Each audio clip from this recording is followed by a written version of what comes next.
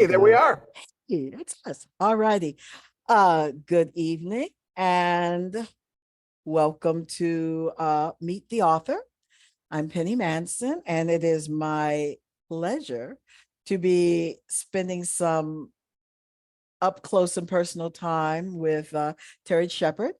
And we'll have a little time to get to know Terry, the author, and Terry, the person, and all things Terry. So we're just going to start from the top here.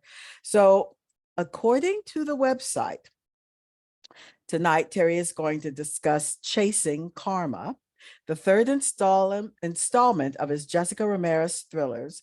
I have to do As my thank you, Donna Del Terry. Oro thing Very here. good. Yes. As Jess comes face to face with destiny, a hostage drama with a psychopath turns out to be the tip of an iceberg of intrigue and deception that leads our Jess and Allie to a secret with international implications. America's favorite badass Latina cop is back with the ensemble cast readers have come to know and love. And whenever Jessica is doing the chasing, the twists and turns never stop. So let's jump right That into was it. really a brilliant introduction. That was brilliantly Thank written. you. I just ripped it right off of the website. So that part was easy. So, Terry, we're so glad you're here. Thank you for joining us. And I just want to say, for those of you who hang with us until the end, 14 copies of the highly prized portable Jessica Ramirez will be given away at the end of the program. And we'll talk more about that later. So, starting with my very first question, Terry, the first advice I ever got in writing 101 was write what you know. So, how does a white male decide to write about a Latina female? Well, you never learn anything in life if you write what you know. I mean, that's kind of my first excuse, I guess. But I was very lucky to grow up in Ann Arbor, Michigan in the 1960s in a house with very strong women. Um, and I was surrounded by very strong women throughout my childhood. And I was lucky enough as a corporate guy, I don't know, I would say smart enough, but I was lucky enough to identify and surround myself with very smart women who helped me have a very successful corporate career before I became a writer.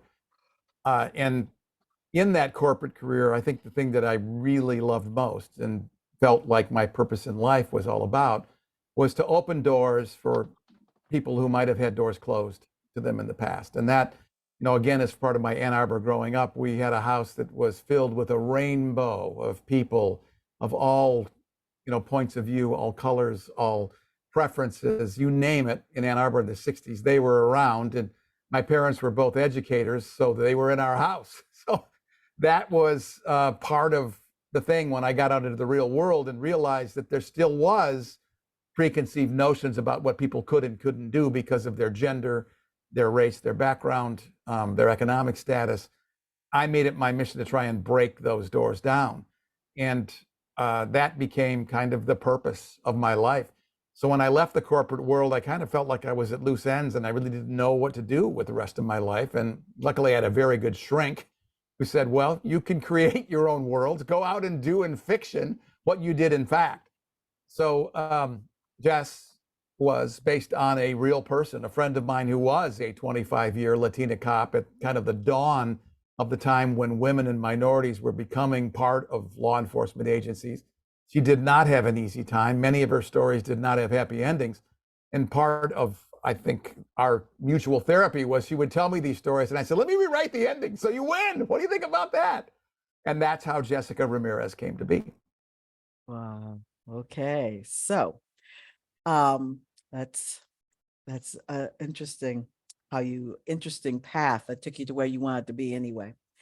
Each one of the books in the series, Chasing Vega, Chasing the Captain, and the latest release, Chasing Karma, has been a get on, strap in thrill ride with each book building on the one before. Did you know we would be here from the start? Or did the character of Jessica develop on her own as you wrote her?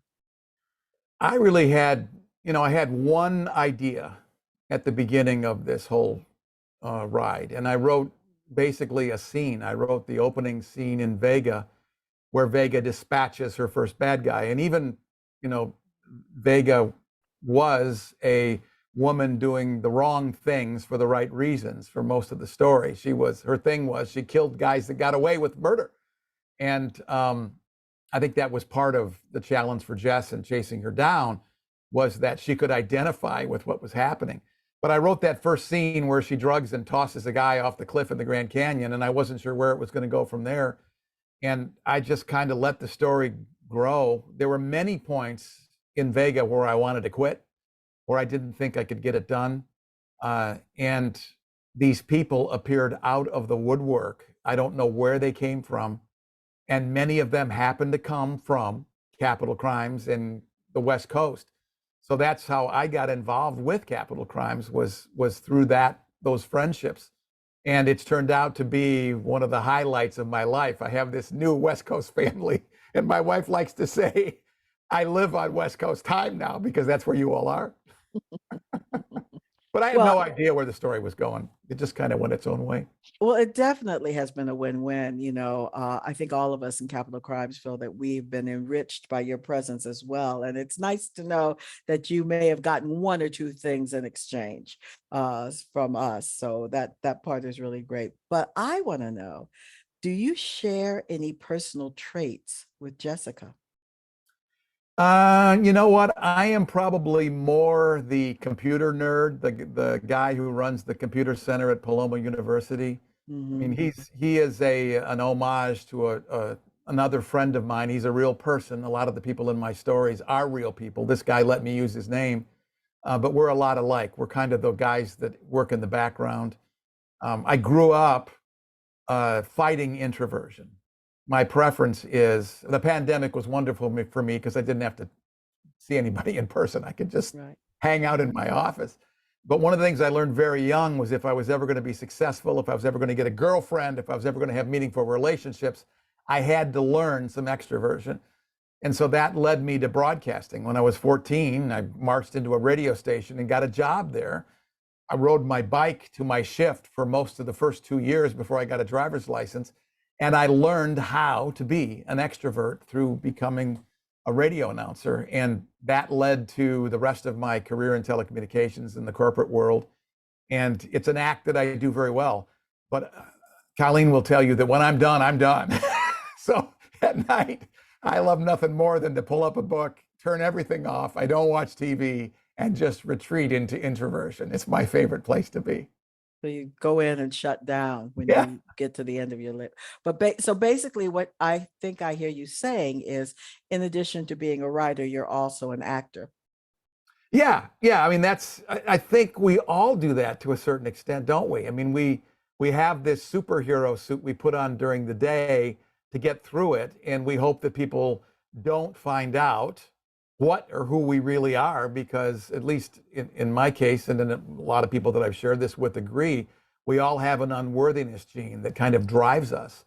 And for a lot of us people who are drawn to the craft, that is part of who we are. And many times, in many situations, our first book or somewhere in our canon, there's a very autobiographical story about us in there. It's either in a character or actually in a book, and it's therapeutic. I mean, writing has certainly been great therapy for me. There's nothing better than to be able to take people that have done you wrong, to put them in the position of an antagonist and give them a very horrible ending. Yes, a thorough thrashing. You never go to jail for that. Yeah. Nope. If we ever start getting arrested for what we think, we're all in trouble. We're all in serious trouble. But don't you think that most creative types, not just writers, suffer from what do they call it? Imposter syndrome? That if people really knew who I am, that they wouldn't like me, that they wouldn't want to read my works, that they wouldn't think highly of me. I think that's really true. And that was my experience in show business when I was in broadcasting. Along the way, I've met a lot of people that are in the music business and are Hollywood personalities. And when you get them alone, it's just you two in the green room before you go out on stage to introduce them to the crowd, they're terrified. They're scared out of their wits. And we find that we're kindred spirits. And it's, through art, it's great, not only great therapy, but it's a great way to express your inner self in a way that gives you some form of recognition and love. It's a great way to get it. But you're always afraid. I mean, you're always afraid that the next appearance is going to be your last. It's like for us writers, right? How many of you out there have felt the way that we all do when we say, "Oh, I can't," I finished reading Karma again before the program tonight, and I'm thinking, I'm never going to be able to do something as good as that. And I still think that I'm a developing guy, and that's not the best that I've got to give. But I can't imagine the next story being anywhere near as good. And I felt that same way when I finished Chasing the Captain about Karma. But aren't we always growing as I hope artists, so. as writers, as humans? Yeah, You yeah, know? and it's I think it's the greatest anti-dementia exercise that there is to keep stepping outside of your comfort zone. I mean, you see the two bases here with me. I grew up as a rock drummer and toured South America with a rock band when I was in high school. Got that out of my system. But I also played keyboards. I played anything you didn't have to blow. Had a jingle business for a while in a record company, and when I moved out of a house and back into this ocean condo here, I still wanted to make music, and I thought, what's the easiest and quietest thing I could do? So I bought a couple of bass guitars. And that's my musical kind of outreach now. Okay, so Donna says, do you feel that writing a crime series bolsters a writer's career more than writing standalone novels? That's a great question. I wish, Donna, that I had that level of thought about it.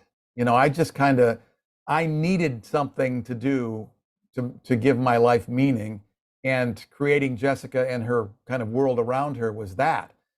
I can tell you that right now I have my two projects that are going on right now. Jess 4.0 will take place in Detroit. My hometown is in that region there, and but I'm also working on a parallel novel that is kind of fantasy science fiction about it's a Facebook kind of parable that takes place with new technology that opens up space travel and stuff. So I don't know. I mean, I kind of you say write what you know. I kind of write what I love. So in Karma, I break a lot of rules. There are three points of view in there. There's Jess's point of view, there's Alexandra Clark, Allie's point of view, and there's the third person narrator who narrates the scenes that they're not in. And a couple of my editors have told me that's not the way to do it. Pick a lane and jump into that lane.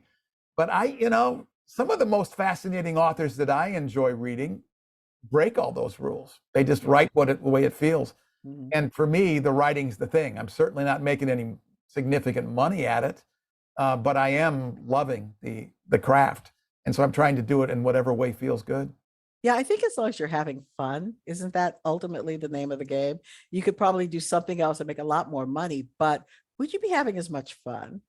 Absolutely. I just posted before I came on here on Facebook a great quote from Kurt Vonnegut, who's one of my heroes, flawed that he may be, where he says, life is all about farting around. You have to do a lot of that. And that's been the story of my life for the last 4 years. I've tried, dozens of different things, and I got a million things going at the same time.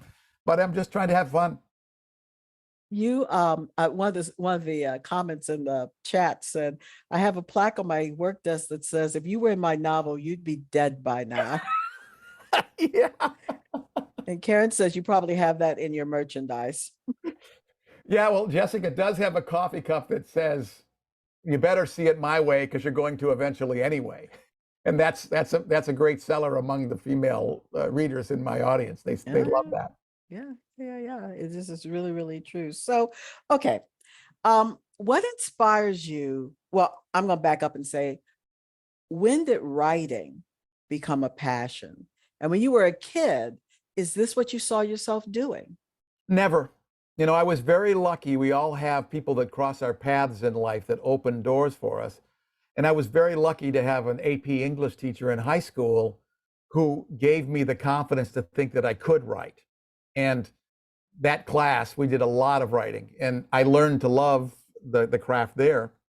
But most of my writing before Terry Shepard started writing fiction was nonfiction. I have a half dozen self-help nonfiction books out there in the world. And they came about because what I used to do was on Sunday night, I'd send an email to my team. I was managing at the time, I think maybe over 1,000 people. And I would send them a little motivational message every Sunday night. And my admin said, you ought to be blogging this. And then 2 jobs later, I was working at a university, and my admin there said, there's a book in this. You've written 52 of these a year, take 26 of them and put them into a book.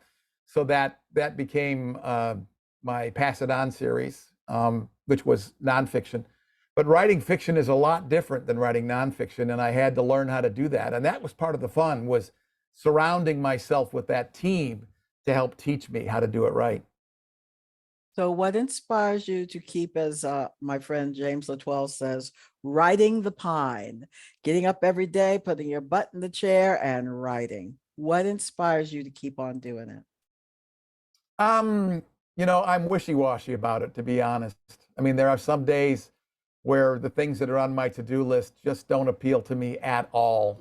And that's when I swing back to the radio station. I have the Keener13.com radio station that I broadcast. Basically, it's a Detroit-based brand, and that's my refuge. When my shrink asked me what makes money versus what makes me truly happy, if I could do nothing but just play the oldies all the time and talk about the groups that I've met and the acts that I've gotten to know personally and bring back memories for people from our generation, that's probably what I would do.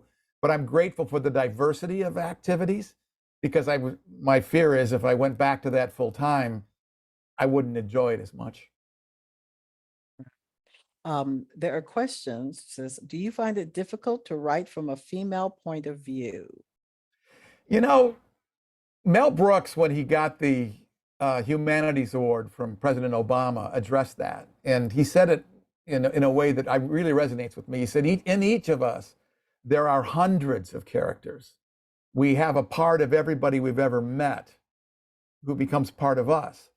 And part of the fun in life is how to get those characters to interact and express themselves in a way that makes a positive difference in the world. So that's what I try to do. Every one of my characters starts out based on a person that I know or somebody that I've met.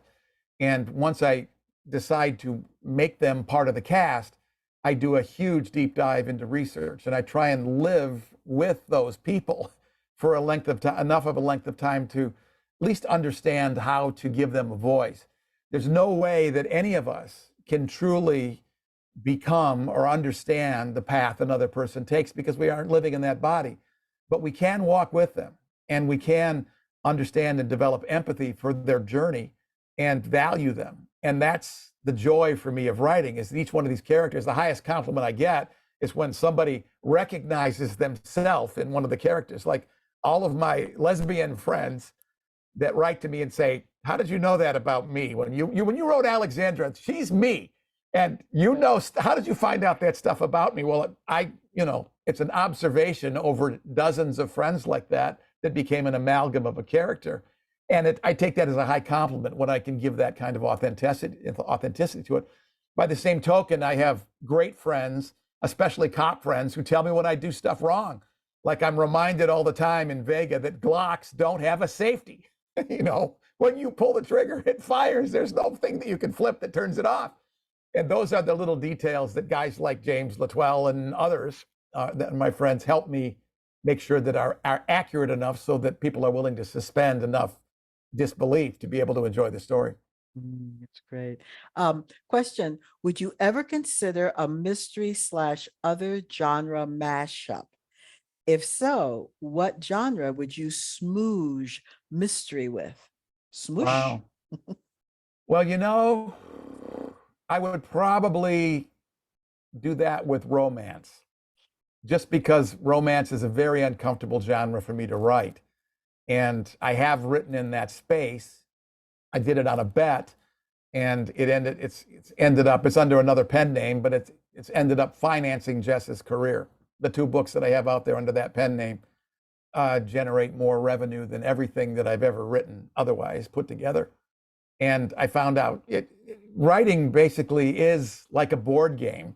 You learn how to do it, And you can learn how to, I think you can learn how to do it in any genre, whether or not it happens to be an area of expertise or a core competency. It's just learning the rules of that genre and how to, connect the dots.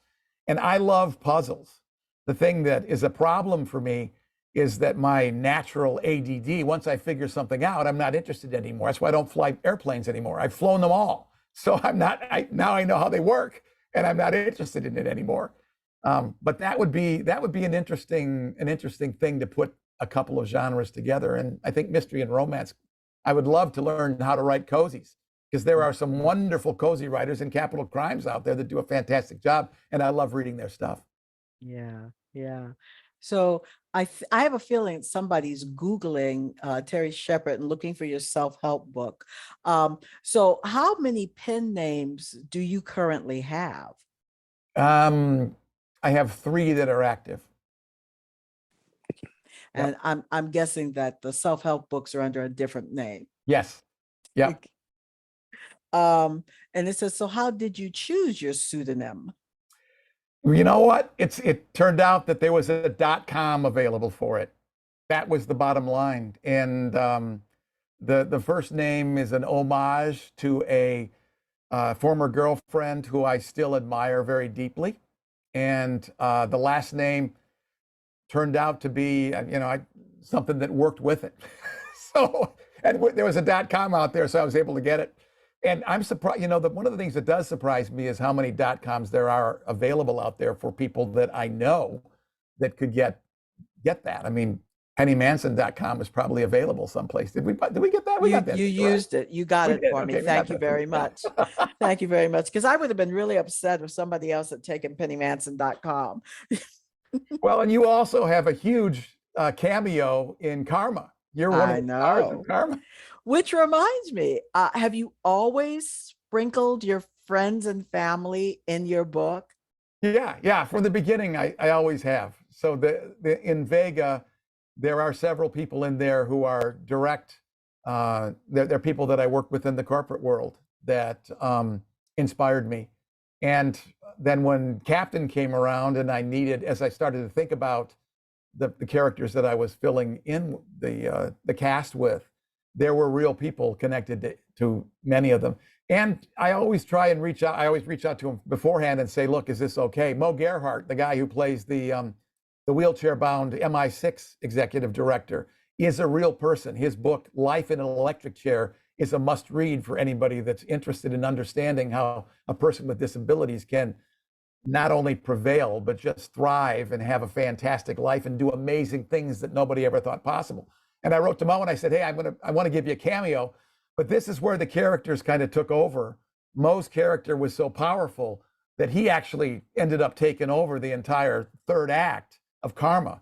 It's his plan that Jess and Allie end up executing in Moscow in chasing the captain. So those things happen. And the great thing about it is that as I talk with them about their lives and their adventures, I learn things about them that I never knew that just add much more spice and seasoning to a story and make it much more fun. Yeah, your characters have a lot of depth. They really are real people. I think if I walked down the street tomorrow and ran into Jessica Ramirez, I would recognize her because she's a real person. So is Allie. They're very real people. And so they do have that depth of character to them. And for those of you who need an excuse to pick up any of Terry's books, you might want to peruse them and see if you're in there. That's all I'm going to say. That's all I'm going to say. You might want to just, go, and you'll recognize yourself. I promise you will. Okay, so Sarah wants to know if you need a co-writer for the Detroit book. I actually have reached out to Cheryl Head to help me with that. I want to do a collab at some point, and I've been slowly trying to woo Robin Bursell to work with me, but I just don't know. That was Rick with the Detroit part. I think that was Rick because we're both under capital crimes. Yeah. Well, and Rick has a brief cameo in Chasing Karma. He gets killed off in the 1st act, but he has one of the more graphic scenes because he's the CIA guy that comes across a dead body in in chapter 1, and he's the guy that is doing the investigation. So he's in it, but Cheryl is assisting me in character creation for Jess 4.0 since it's taking place in Detroit, and I want to populate it with real Detroit cops and real people from that city. So I try and find those folks. But in Karma, let's see, Rick has a cameo there. You do. Marie Sutro has a cameo in there. I gave a scene to my dear departed friend, Dawn Hosmer. I don't know if any of you remember Dawn, who's a great author, passed away last year. And my going away present to her was that she was able to see her chapter before she died. And I made her the special assistant to the President of the United States. So I try and give people fun parts. Like Marie in this one is the Secretary of State. Rick's the CIA guy. You are a computer nerd who saves Jessica's life, and that's the fun part. I love doing that. I love putting people in those spots that I know. Well, I gotta say, it really tickled me to be reading the story and come across myself in the story. But plus, it's really great to envision yourself as the heroine of a story. You know, the person that rushes in and saves the day. I mean, don't we all want to be the hero of somebody's story? Well, and that's the goal, Penny. I mean, that's the thing. Throughout my entire life, I've always loved helping people reach beyond their self-imposed limitations to dream the big dreams and become the person they never thought they could be. And one of the things I love about writing characters in the Jess series is that when I get an email from somebody who's on the autism spectrum, who can relate to Joey Price, who's my medical examiner in a couple of the books, and they say, I never thought I could be a physician. And I tell them, look, some of the best doctors I know are on the spectrum. Yes. Don't give up. That is when I feel like I succeed. It's definitely not about the money or being on any bestseller list. When I hear from a 13-year-old Latina gal whose older sister has turned her on to Jessica, and she says, I think I want to be a cop, that just warms my heart. That's what keeps me writing. I think that is ultimately the true mission of storytellers. Yeah, it really is to get people to dream outside of their comfort zone and to maybe even take a step in that direction. Absolutely. Jessica said, did continuing your series with the same cast of characters make writing the sequels easier, more challenging, or a little bit of both? I think it is, Jess, a little bit of both. I mean, the easy part is that I knew who they were. And, in Karma, it felt to me like watching Lethal Weapon 4. I know who these people are. I know what their flaws are. I inject a few new people in there, but it really is about them developing as human beings. And, in Captain, Allie meets the love of her life. And in Karma, that relationship goes to the next level. The one thing that I have not done with Jess is she and Michael, her love interest, the FBI agent, just can't seem to get it together. And that's a direct command from the real life Jessica Ramirez. My friend Tracy Ruiz, who is the person on whom Jess is based, her complaints about my stories is that Jess is too emotional. She thinks she should compartmentalize more. And she says, under no circumstances is she to allow herself to fall in love with and marry that FBI guy. She can't do that. So one of the things that I hear from the other side, from my readers, is at the end of book 1 and book 2, Michael is really trying to close the deal. He asks Jess to marry him at the end of Vega, and he gives her a ring at the end of Captain, and she rebuffs him both times. And that has worked well for me. Some people are upset by that. They want to see them make a go of it, and they're going to try living together in Jess 4.0 in Detroit. That will be an interesting story to tell. But part of it, I think, too, is that people like to see those a little bit of a cliffhanger. They don't want too much, but they like. It's like when I read Marie's first book and her second book. I knew there was a third one coming after Dark Obsessions. And I can't wait for it, but I don't want to read it because when I finished Dark Obsessions, I couldn't sleep well for like a month after that. That's how good of a storyteller Marie Sutro is. Well, it is true. And on behalf of strong women everywhere, uh, we do have a tendency to get in our own way when it comes to our personal happiness. There's this, I'm too busy saving the world. I'm sorry. I can't find true love with this person and go off into the sunset, because in our mind, finding true love equals going off into the sunset with this person. And I'm too busy saving the world. So I think that I agree with your character person, that it would be very easy for her to go off into the sunset with Michael, but I don't know if she really would. Donna is 100% convinced that you did a cameo in 80 for 80 for Brady. Brady. Yeah. And she says if Terry Shepard is your pen name, she knows you were in that 80 for Brady movie. So we'll just leave it at that. Everybody can go watch the movie and get back to us on whether they think that's Terry or not. Reading books, yes, read books from the group. They want to know your pseudonyms. I'll leave it up to you if you want to share that. Marie says you're a king. We think so. We think so. thanks. Okay, so I wanted to make sure I got everybody's questions in before I went back, because I got plenty here. So you write in other genres, and you have other pen names, and you've had several short stories published in anthologies: Capital Crimes, Cemetery Plots of Northern California, and most recently, Reckless in Texas. So besides the obvious word count, how is writing short stories different from writing novels for you, Terry? Well, it's very hard. And I think those of us that write long form, it's very hard to grab and hold a person's attention for that short story and make a meaningful plot where you can resolve some stuff. So in Reckless in Texas, my traction story, I actually put Jess in Dallas. She gets hit by a car and spends the entire story in a cast in traction in a hospital room, and she has to solve a suspicious death from a hospital bed.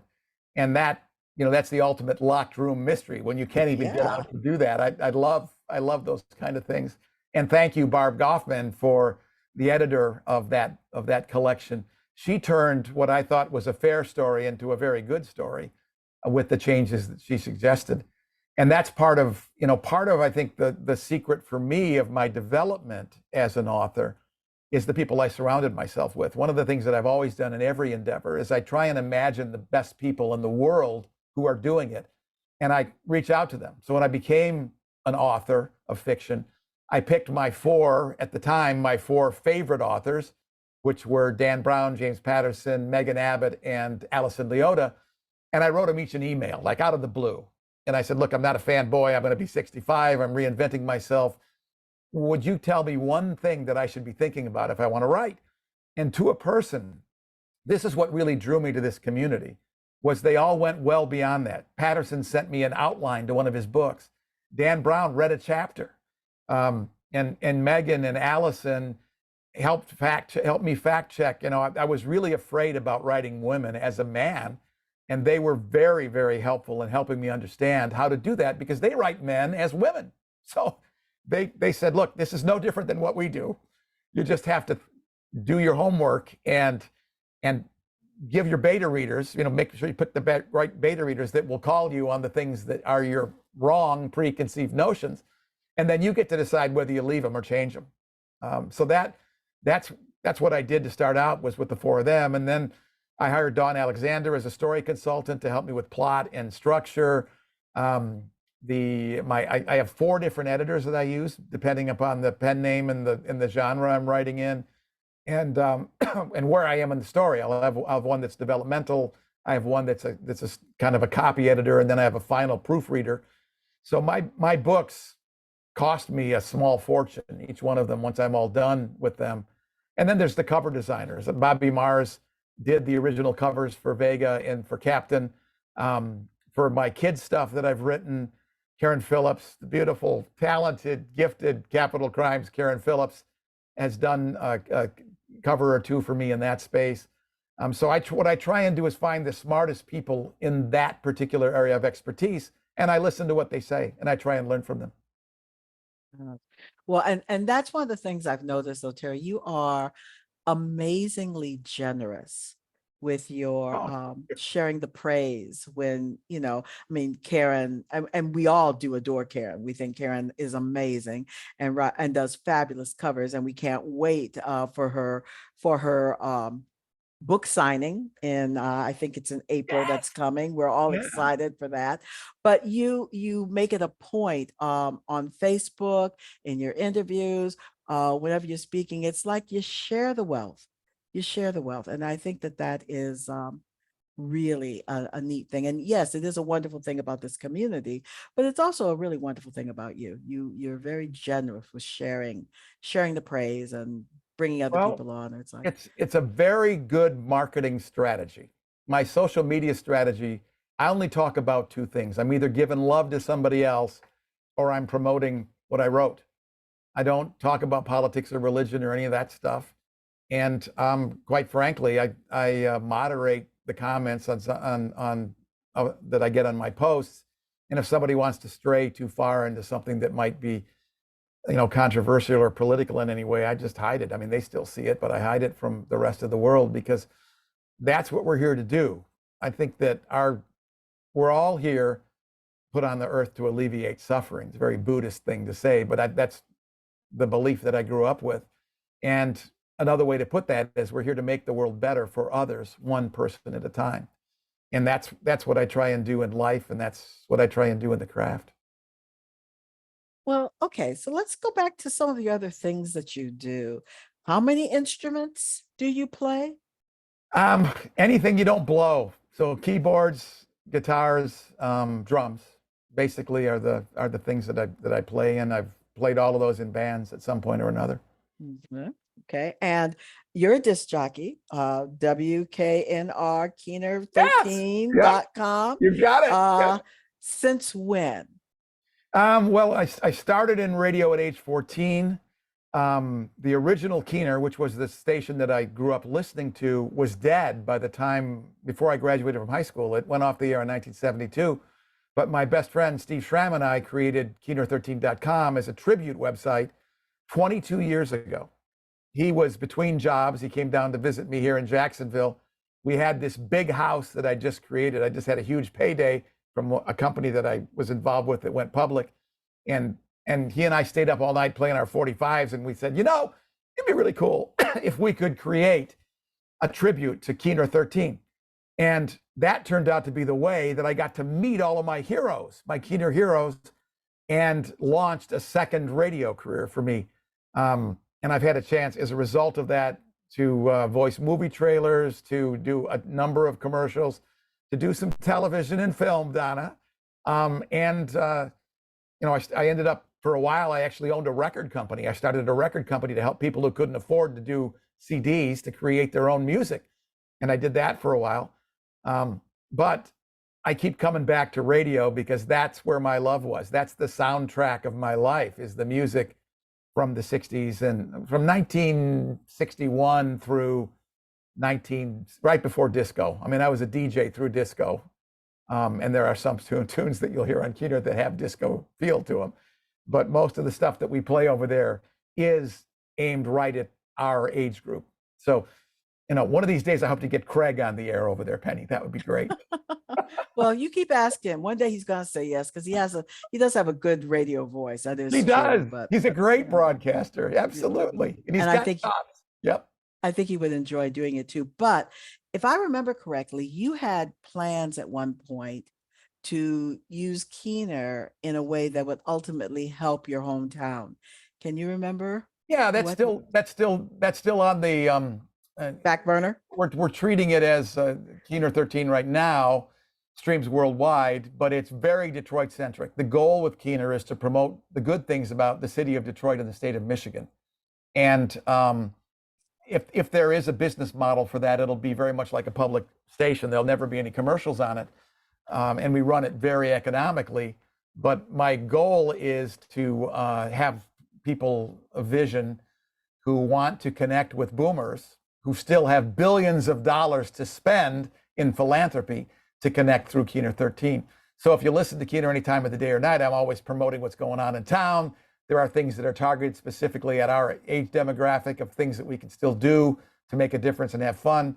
And I talk a lot about our shared experiences. I mean, today is the day that the Beatles first got off of the Yankee Clipper, the Pan Am 707, in the city of New York prior to their Ed Sullivan appearance. And it was the moment that we all remember when they first came into our consciousness before being on television. So I talk a lot about that stuff on Keener as well. It's amazing what all the things all the different pieces of different aspects of the things that you do that you've got in that little brain of yours is just amazing to me. Okay, you've flown, you've been in a rock band, you've owned a radio studio, a radio company, a record company. What haven't you done yet that you still want to do? That's a great question. I still want to make a movie, and that has been on the 2023 radar. Donna Wilberg and I are working on a short film script together that originally I was planning to shoot in the second quarter of 2023, but we've moved that back a little bit. Her husband has had a couple of health challenges, so that's delayed our ability to set up times and stuff. And my original star, which was going to be my daughter, backed out. So I have to recast her role. She's the actual one who's had Donna. She's the one who's had the movie experience. She was in a couple of films that were shot here in Jacksonville when she was in high school. She's now in her 40s and a hotshot executive at Blue Cross Blue Shield. And I just assumed she'd be willing to do what I needed her to do. But when I talked to her about it over martini, she said, Dad, I'm done with that. I don't want to do that anymore. So I need to find a star, and I also need to get the shooting schedule together. But the nice thing about living in a place like Jacksonville is there's a film commission here. There are a lot of resources. I'm putting together the team that's actually going to shoot that, and it will get done, whether it's this year or next year. That's still on my radar screen. Gotcha. Okay, a movie. So your family and the lovely Colleen, the most understanding of people, with all your passions, how do you balance such a full plate? Well, it's family first.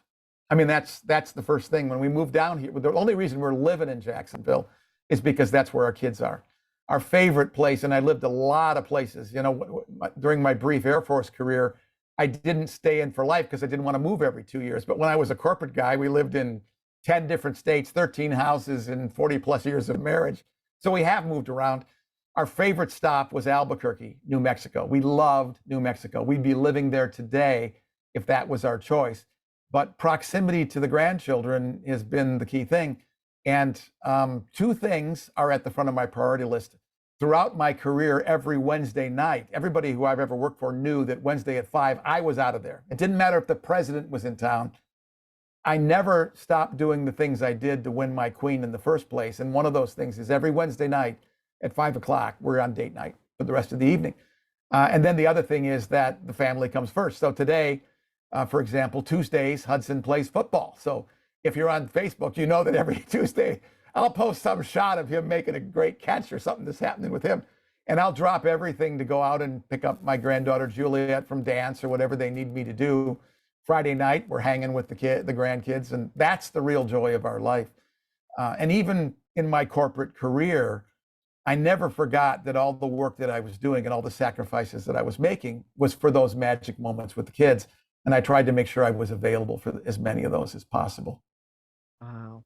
So I'm going to quote you what you said in your letter to your favorite authors, not being a fangirl, trying to reinvent myself. So what one thing can you tell me as a newbie author that will help me the most in my career? It sounds like an oversimplified answer, Penny, but it's just right. Start writing, write regularly, never stop. And doors will open, things will present themselves, teachers will appear, and things will happen. You will learn it. I remember Tom Hanks early on when people were saying, well, how did you become such a great fill in the blank, right? And he's the Jimmy Stewart of our generation. And he said, well, I just learned how to do it right. He says, if you watch Bosom Buddies, I hadn't figured it out yet. And he's the guy that really inspired me to become a narrator, because I heard his performance of the Ann Patchett, the great Ann Patchett book, The Dutch House. If you listen to one audiobook this year and you haven't heard The Dutch House, go out and grab that just to hear Tom Hanks's performance, because he does characters without having to change his voice. And I knew that if I was going to narrate, I could never get the accents right or do all those kind of details. And Hanks was one of the guys that convinced me that I might be able to do it. And then I did the same thing that I did with everything else. I figured out who the two most successful narrators currently working are, Andy Arndt and Scott Brick. And I found a way to add value to their lives and became their friends. And they're now part of my coaching team that's helping me become a better narrator. Wow, fantastic. So, do you have a little voice left that you can share, read for us a little bit from because I've kept you going. It's been almost an hour and I've kept you going, Terry. But if you could share a little bit from Chasing Karma with us, I think we'd all enjoy it.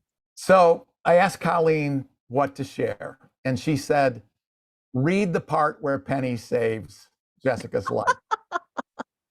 Bless you, Colleen. Just to not to give away too many spoilers, but what happens to Jess in this one is she literally loses everything. She is given up for dead. She lands in a cornfield outside of Portland, Oregon. She's jumped by 3 guys who beat the memory out of her and destroy her face. And the only ID she has on her is the person she's chasing, who is the assassin who's trying to kill her. And this wonderful, misguided plastic surgeon who is Sandra Sullivan of Capital Crimes fame. Sandra Sullivan and Assunta Sebastian gave me the nickname of the killer. I had a little contest, and so they got to be stars of the show. So Sandra basically assumed that the ID was the face she was supposed to build. So she rebuilt Jessica's face as that of the killer. And as a result, there are all kinds of, you can imagine the things where even your friends have sworn to kill the person that they think killed you. Everybody thinks Jess is dead. Nobody thinks she's alive. And they're all after the Excalibur, the killer Excalibur. So Jess inevitably meets Excalibur face to face. Excalibur kidnaps Jess, catches her in the gym, basically steals her clothes because she wants to become Jessica. That's her goal in life, so she can hide out as a cop and continue to kill people as an assassin. So she basically grabs Jess, takes her back to her hotel, strips her naked, and binds her up in the bathroom. And meanwhile, all these people have now figured out that Excalibur has a face. And so these people who want to avenge the murders that she's committed are coming after her. And one finds their way to this hotel room.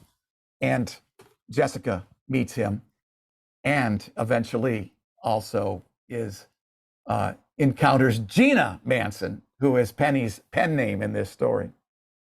So Jess, if you can imagine her being in this bathroom, zip tied up, or basically a dog collar around her neck, chained to the base of a toilet seat and unable to move. And this is where we join the story. I felt sorry for the guy. The look of confusion on his face at seeing his target so neatly presented would have made me laugh if these damn zip ties didn't hurt so much. He ripped the duct tape from my face. That hurt. And he pulled the gag out of my mouth to get a good look at me. Retreating to the doorway, the man studied a photograph with the intensity of a cartographer inspecting a lot line for an impatient real estate broker, eyes bouncing back and forth between the picture and me. Satisfied that the two things he saw matched, he produced the knife. We're not talking about a jackknife or a switchblade. This was one big Crocodile Dundee. That's no knife. This is a knife, kind of knife. It was long and thick with razor-sharp serrated edges, able to bisect everything from prime rib to pop cans. The thing was designed to slice my stairway to heaven, and there wasn't a damn thing I could do about it. Have you ever felt totally helpless in a situation where your I don't give a shit attitude kicks in and your flippancy generator switches on? Well, that's where I was. Buck naked, totally helpless, with this Mediterranean-looking dude standing in the bathroom doorway, admiring his blade as if it were an inflatable sex toy. I swung my bound legs over the edge of the bathtub to moon the guy. Is it true what they say about the inverse relationship between big knives and small reproductive parts? I said. He didn't acknowledge the taunt. I surmised I had surpassed his command of the language. Hey, Bongo, I said, are you going to do what you came here to do? Or are you still going to make love to that knife all afternoon? Let's get on with this. I have an appointment with my next life. It must have been the tone of my voice. The guy's attention broke free from his weapon, and he gave me his best misogynistic glower. You killed my cousin. I had an idea. It turned out to be a bad idea. No, that wasn't me. It was my twin sister. She tied me up like this because our mother liked me best. Cut me loose, and I'll show you where she is. No comprehension. An eye for an eye, he said, probably sharing his last morsel of the English language. My killer swung the blade from an upward display mode to a downward facing, I'm going to cut out your living guts position, squeezing the leather handle to conjure up whatever dark gods he worshipped. His eyes narrowed and he growled the final words I expected to hear in this life. Time to die. The 5 suppressed gunshots came in quick succession. The aim was perfect. My assailant's head bucked to the left. The metal blade fell from his grasp. It sang like a tuning fork when it hit the tiles. The man's body toppled forward into the cramped space. There wasn't enough room in this bathroom for the two of us, as the cowboys used to say. His corpse landed post-coital missionary on my nude form, his head resting on my chest, as blood drained from where his left temple used to be into the dark depths of my cleavage. Gina Manson materialized in the doorway, still crouched in firing position, smoke rising from her hot gun barrel like the lazy upward curl of the ash end of a cigarette. Who taught you how to use a gun, kiddo? I asked. She just stood there, jaw working with no words coming out.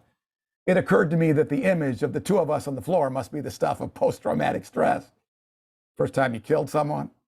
She nodded. You did good, Gina. Now do me a favor, grab this boy's blade and cut me loose. I need to take a shower. My savior found her voice.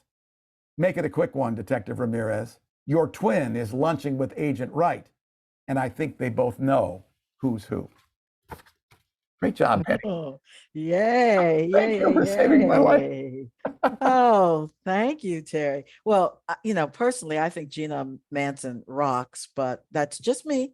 That's just me. She's extraordinary. Yeah, Yeah. she was born in Chasing the Captain. She was there's always these females that are fact-checking the men in my stories, and Gina was that person in book 2, and she has a starring role in book 3. Yeah, boy. Okay, so earlier I said that 14 copies of the highly prized portable Jessica Ramirez was going to be given away at this point. Terry, could you please explain to our studio audience what that is? Well, one of my marketing ideas, which actually works, is that I created a pocket edition of the first 2 books in the Jessica Ramirez trilogy.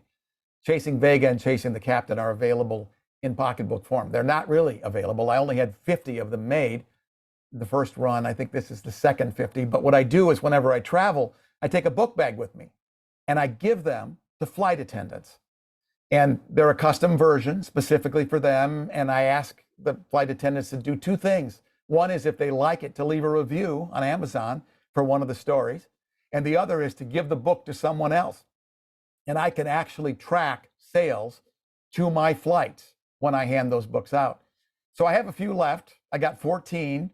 And all you have to do to get one autographed and sent for free to you from me is to email me, terry@terryshepard.com, with your snail mail address.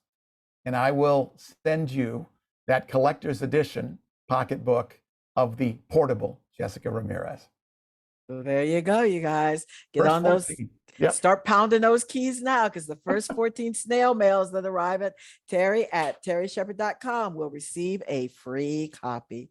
Okay, this has been so much fun, but I have some stuff I have to do before we close for the night. I have to talk about the upcoming capital crimes meetings. We are going to be joined by the fabulous Ellen Byron on February 18th to talk about the organics of outlining. And for our March 25th presentation for capital crimes, you won't want to miss Cops and Writers, the How to Get Away with Murder panel, which will have James Latoile, Robert Purcell, and Adam Platinga. Okay, so you don't want to miss that at all. And for those people who are just kind of up to here with Zoom and want to meet in person, Crime Time, previously called the Capital Crimes Coffee Hour, which we changed because it wasn't coffee and it was more than an hour. So now we're calling it Crime Time. So we're going to have an in-person event at the Pleasant Pheasant Bookstore in Woodland on March the 26th. Okay, and members, if you would like to be interviewed on Meet the Author, there has been links showing up in the chat.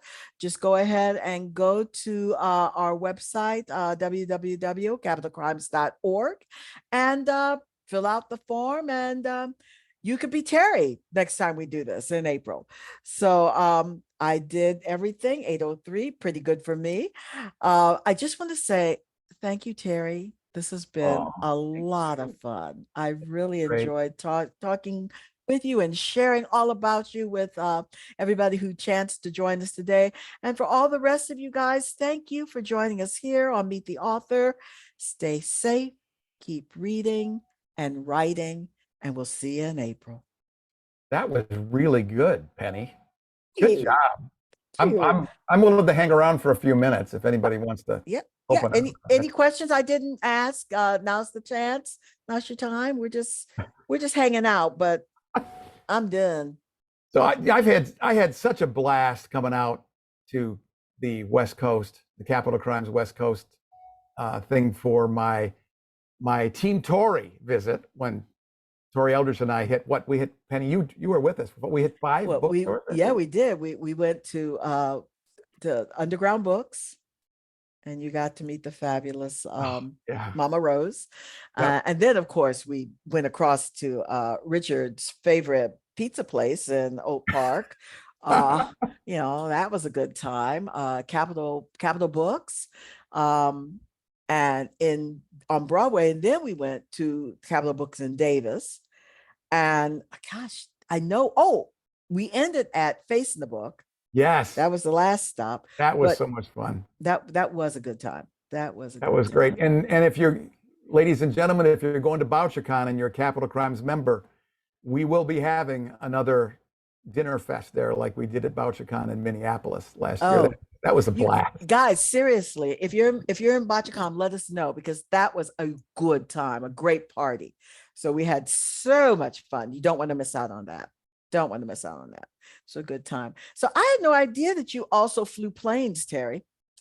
Yeah. I always wanted to be a fighter pilot.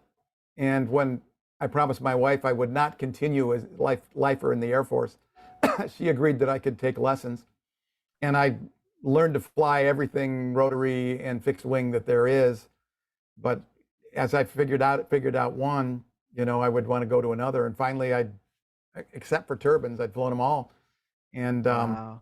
the life insurance guys kept telling me, look, if you go down in one of these, your term isn't going to pay out, and your wife's going to be left with just your AOPA insurance, which is not that much.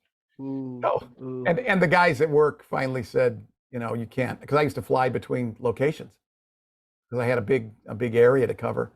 And they said, you got to fly commercial because we don't want to have to report that you went down on our watch. So that was fun. I love things that require you to use a lot of your senses, right? And flying requires it's like playing the drums. It requires coordination of 4 different appendages. And if you're going to sing, there's a 5th, your vocal cords. Yeah. So I love that kind of stuff. Nice. But I also love the Capital Crimes gang. As I look around here, Jessica and I had a fantastic month learning how to write faster with tarot cards. Yes, that was awesome. It was a really good class.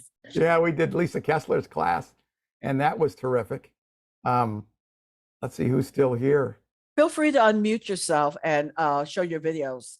Yeah. so that we can see who's still hanging on. Yeah, and Stacy Giles and I became great friends during the anthology thing. Boy, I'm so grateful to have been part of that. That was so much You're a fun. sweetie, Terry.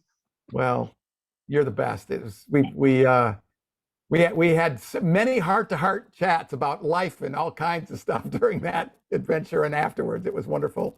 And to see Jennifer and Jessica become part of our club in the same That's class great. that was just really, really, really great. And thank you both for being part of the board. It's just awesome to have you there. And of course, Rick, Thanks. I wouldn't have had a place to stay in Sacto without him and Carol opening up their house. And we stayed up way too late listening to Michigan Rock, didn't we, buddy? Come on down. You always got a place here, Terry. Yep. And then meeting Elizabeth Crowens in person at VoucherCon last year was a real highlight. I had the honor of interviewing her on Authors on the Air, and a true rock star. Her time travel stories. I'm a huge fan of time travel stuff, Jack Finney and all this, H.G. Wells, and nobody writes better. I mean, one of the things that is really tragic to me about the business of writing is that we have people like Elizabeth Crowens and Donna Wilberg and Donna Del Oro and Tori Eldridge who deserve to be on the New York Times bestseller list. I mean, Dancing with the Flames is Among the Flames is, I think, a Homerian epic. It's a beautiful, beautiful story. And it needs, the fact that it's not in the New York Times bestseller list is just, is nuts. But the opportunity to meet Elizabeth in Minneapolis, and we had several drinks together and talked about life, was just really, really good. I love how these friendships deepen. I recently took a class on autocrat, and Yeah. the person was saying that if your goal is to become a New York Times bestseller author, you're probably destined to be disappointed. But he says there's absolutely nothing to keep you from enjoying the journey on the way to doing that. And I think that ultimately those are the true riches of the Yep. work that we do, are the Well, and- people that we get to meet, the folks we get to interact with, the talents that we share. We cheer each other's successes. We're very excited when people we know, are successful, when their books get nominated, and we know that they would feel the same for us. And I think that is the true gold of what we do. That's, and meeting the readers is the best. I mean, I'm so thrilled that Angela Watson's here tonight. Angela was in our tarot class together. Hi, And- Angela. And she's a fan. Not only does she have the million-watt smile that just melts hearts and stuff, she's an amazing person. I never would have gotten to know her if I hadn't started writing. So those are the gifts that you really get. I mean, it would be great, I think. I'm not sure. The couple times I've been with Patterson, I'm not sure how happy of a guy he really is. He's certainly done well financially, but it would be great to have a broader fan base and to meet more people. But I mean, that's the goal, right? Yeah. To get to know one another. And the fact that, look at this, the fact that you're all still here. Oh my gosh. Well, it has been so good to hear you, Terry. It's been wonderful. And Peggy, you've done such a great job. But I'm going to have to sign off now. And Well, I we will can. see you guys in San Diego. So Excellent. We'll be Great. there. looking forward to it. We'll be Thank you there. so much, We'll Terry be and there. Penny. You guys did a great Bye. job See tonight. you later, Mom. Very Take well. Take care of yourselves. You're Thank very you, welcome. Penny. Thanks. Thank you, Terry. See you guys. If not, see you for sure in San Diego. Okay. Absolutely, Donna. We'll be Yep. there. It'll Thanks for be being We'll fun. be there. Good night, All all. right. See you in San Diego. Okay. Night, everyone. Elizabeth, take care of yourself. Good to see you all. Congratulations on the grandbaby. Yeah. Oh, well, I think that went well. Yeah, that was wonderful. Yeah. Good. We Well, did- and we did should I have miss any promoted questions? And Sandra's anthology. We should have promoted that. That's coming up here. Oh, Just, yeah. Yeah, I didn't mean, take- I kind of was offended. You didn't take my bait to help me write the Detroit book. I was going to talk about Detroit versus Flint, Coney Islands, or Verner's Ginger Ale. yeah. No, I mean, come Well, on. there's in Sandra's book. There's we're in that, Rick. You and I are in that story. We have different names, but it's us.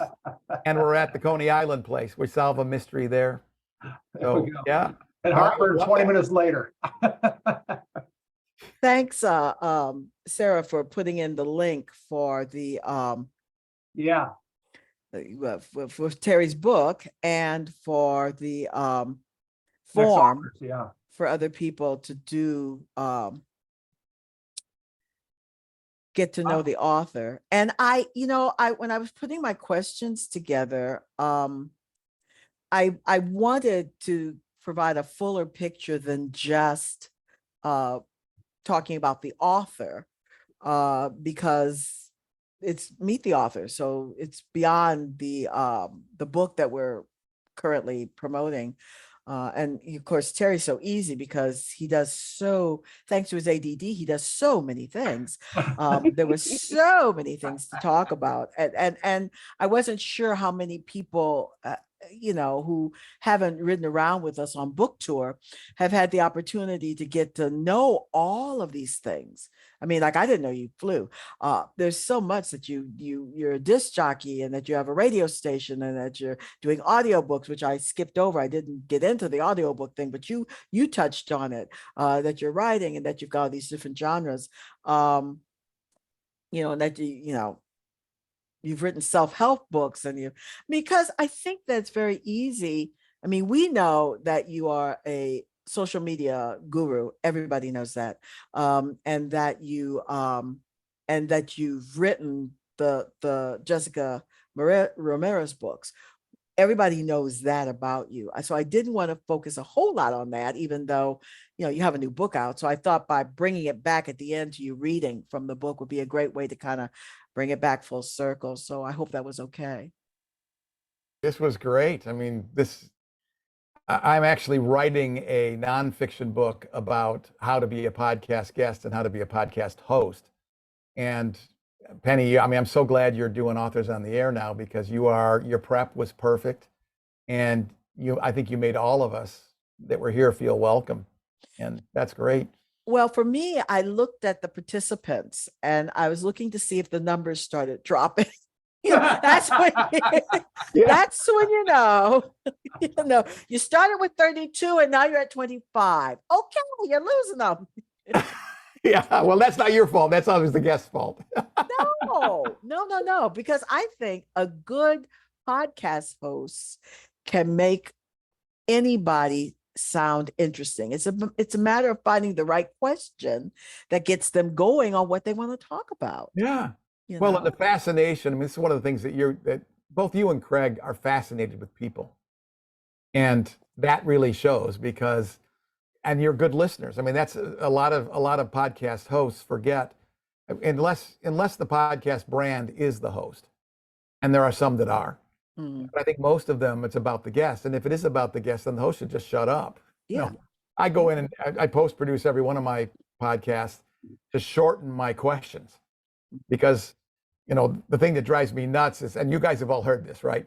Some of the late night talk show hosts do this, that there's a question in there somewhere, but you have to peel it out of their story that they're trying to tell you about them. It drives you nuts. That reminds me of the time that I went to the blah, blah, blah. Yeah. So, and speaking of Michigan, well, I did my thesis study in Michigan on that. Yeah. Let me ask you this: when I was young, I blah blah blah blah blah blah blah. Don't you think that such and such and such and such and such and such? Yeah. And it was like the best line I ever heard in a movie was in Beaches, where Bette Midler's talking to I can't remember who she said. Hershey. Yeah. Enough talking about me. Let's talk about you. What do you think about me? Right. Yeah. Yeah. Yes. I have a couple of Here's a friends challenge for who are everybody. passionate This is a challenge for Terry's disc jockey capabilities. Go on Keener and try to find the most obscure song from the 60s that you can think of, and request that and see if you can find it. Yeah, this is, well, that night you and I were ripping back and forth about Michigan garage bands. You were challenging me. I mean, to get some of those that you were asking about, to find them in the library, because I have them. It's just Yeah, the you question of did. where. I mean, you had Lafayette and the Sabres, and you had, well, Teagarden and Van Winkle, and But that's, that's the thing I loved about broadcasting is, and for an introvert, it was perfect because I didn't have to look at anybody. I felt like I was talking to one person. Yeah. And the best broadcasters, it does feel like it's only you that they're talking to. And yeah, I love those moments. I mean, the thing, and I know what you're talking about, Penny, when the listeners go down, because I see the numbers. The thing about streaming is, how many people are listening at any given moment. And I track what songs drive them away. So when there's songs that bring the numbers down, I put them in lighter rotation. They don't get as much attention as a result of that. Good night, Angela. Okay. All right, guys. This is Okay. fun. We could sit and hang and chat all night, but I wanted to say thank you for making me feel welcome. This was my first Capital Crimes event, so thank you Oh, very much for I having am me. so glad that Welcome, you're here, Dover. Dover. And yeah, thank you so much for being part of this. And come back again, please. yeah, come hang out with us again anytime. And- we always and- have a lot of Absolutely will fun. do. And Terry, did you know that your story about the radio announcer bit and being introvert, you are in a story. Oh, I really? read that character. It's called Fool's Company with a PH, and it's by Robert Aspirin. Really? And there is a woman that's severely introverted. She never talks. Her name is Shrinking Violet Yeah. until she gets on the radio. And Yep. then she becomes a whole different person. So you might enjoy reading that. There's a lot of people, and I didn't realize this when I got into the business, that are exactly like me. And as I've, over 40, 50-year friendships with some of these jocks, some of these names that you would know from growing up listening to them on the big Clear Channel flamethrowers, they're introverts too. And they don't do well in unscripted one-on-one situations for that reason. It's sad, but I like that. And one of the things that somebody told me about television is, and I do the same thing when I speak now, is you find a friendly face. So when I'm right now, I'm not looking at you all, I'm looking into the camera because I only have to look at that one eye, and I don't see the reactions or anybody judging or jumping off or something like that. That's all you see. But even speaking in a group, when I coach people about speaking to groups, I say, look for the Angela Watson smile out there, or look for the Sandra, or look for the Harriet smile out there, You'll find that person that's nodding at what you're saying, and that gives you the strength to keep going on. So, Dover, you made the cut. I'm sending you stuff, and I'm going to send you more than just that book. Since you're a first-time Capital Crimes event person, I'll send you a box of book love. Thank you so much. Ooh, Thank you. Thank you. I'm ah. grateful.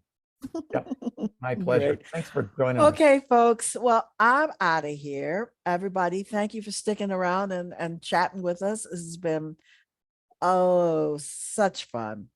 Just so much Oh fun. my God, it's almost 11:30. It's way past my Yeah, bedtime. go to bed, Terry. Go to Time bed, for the- Terry. Time for the Metamucil. All Take right, man. care. Go I'll to talk to bed, you later. Hey, guys. Bye, Good night. everyone. Bye-bye. Thank you.